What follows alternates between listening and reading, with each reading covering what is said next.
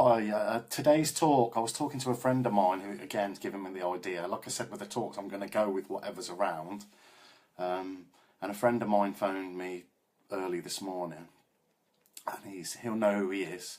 He's just made a massive decision around his business, and it took him a long time to make this decision, and he was going through a lot of torment about whether to make this decision, whether to, I'm not going to go into what the decision is, but it was a big decision for him, and he had lots of torment around, which way to go with his business. And I really admire him.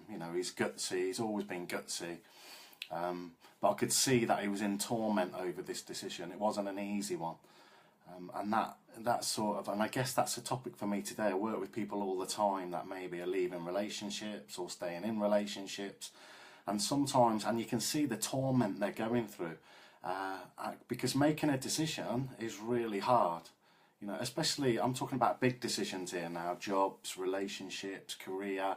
There's so many decisions we have to make. We're making decisions all the time, but I'm talking about the really big ones, the life-changing ones. So. And what I wanted to say to people, what came across for me again, and I've thought this before, it sort of reminded me of having physical confrontations, whether it was, in the dojo or wherever it was.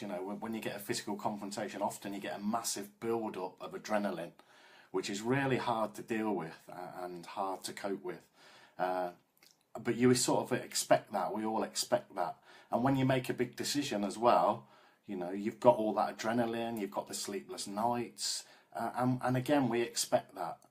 What often catches people out, and it caught me out a few times, in all arenas really, was that I'd make the decision, I'd overcome the adrenaline, I'd be in the arena, whatever it was, and then maybe something would go wrong, and I'd get a second burst of adrenaline, which brought with it lots of self-doubt. So sometimes when you make a decision, quite often, what accompanies that a little bit further down the line is lots of self-doubt. Did I make the right decision? What would have happened if I'd have made a different decision?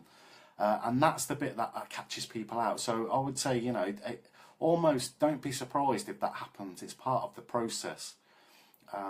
But for me, that's the time when a lot of people give in, go back, and go back go back to the opposite decision, go back to square one.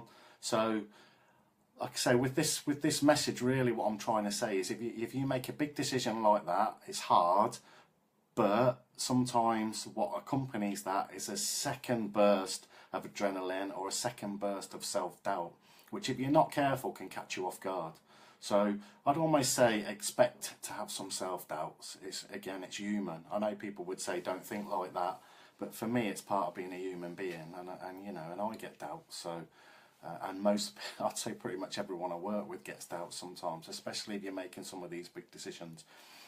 Decision making is a big one we can look at when we do the group stuff. The best sort of advice I could give on it, and comes from a guy called Viktor Frankl, who was a Jew.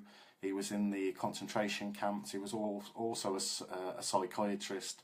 And he realised quite early on that the people who survived in the concentration camps tended to be the people who had a why, And he said that if you've got a big enough why, you'll overcome any how.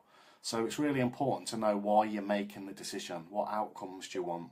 What's your why? Because your why, when things get hard, and they normally do, when things get hard, if you've got a big enough why, you'll stick with it. You'll know why you're doing it. If your why is not big enough, don't be surprised if you wobble. Don't be surprised if you have self-doubts. I mean, like I said, they'll probably come anyway. But if you know why you're doing it, you'll overcome those self-doubts. So, I'm going to finish this one with, just saying, well done to my friend. He knows who he is. He's made a really brave decision there. And like I said, I've worked with a lot of people recently who are getting in and maybe getting at ending relationships, and it's heartbreaking for them. I really admire them, because I'd say the majority of people stick. We get comfortable with our discomfort. Most people I meet are like that, to be fair. They might not necessarily like their lives or aspects of their lives, but they stick with it because changing's really hard. And I've met people who said to me, well, I don't mind change, I find change easy. But when I say to them, okay, that's fine, but if the change is imposed on you, you've got to change. Oh no, I don't like that. So, change is a difficult area. But like I said, we can look at that in one of the films. But if you are making a big decision, fair play to you. It's not always easy. You know, there are people like myself out there that will take you through the process and help you. But also, you know, don't be surprised if even when you make the decision, you get a second wave of self-doubts, you wobble. That's the bit, like I said, that catches most people out. So enjoy the rest of your day. And like I say, hopefully we'll get the groups up and running. I'm hoping by next week we'll have our first sort of live group session going. I'm looking forward to that. Okay, thank you.